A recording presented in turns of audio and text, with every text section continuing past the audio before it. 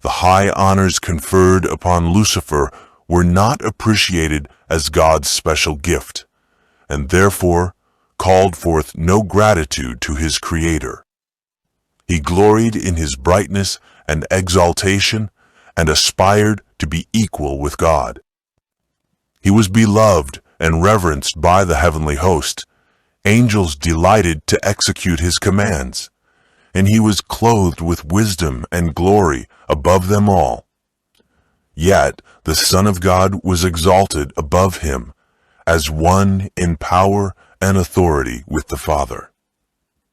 He shared the Father's counsels, while Lucifer did not thus enter into the purposes of God.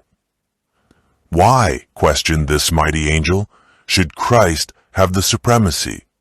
Why is he honored above Lucifer? Leaving his place in the immediate presence of the Father, Lucifer went forth to diffuse the spirit of discontent among the angels. He worked with mysterious secrecy, and for a time concealed his real purpose under an appearance of reverence for God. He began to insinuate doubts concerning the laws that governed heavenly beings, intimating that though laws might be necessary for the inhabitants of the worlds, angels, being more exalted, needed no such restraint, for their own wisdom was a sufficient guide. They were not beings that could bring dishonor to God. All their thoughts were holy.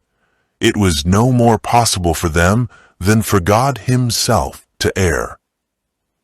The exaltation of the Son of God as equal with the Father was represented as an injustice to Lucifer, who, it was claimed, was also entitled to reverence and honor. If this Prince of Angels could but attain to his true exalted position, great good would accrue to the entire host of heaven, for it was his object to secure freedom for all. But now even the liberty which they had hitherto enjoyed was at an end, for an absolute ruler had been appointed them, and to his authority all must pay homage. Such were the subtle deceptions that through the wiles of Lucifer were fast obtaining in the heavenly courts. There had been no change in the position or authority of Christ.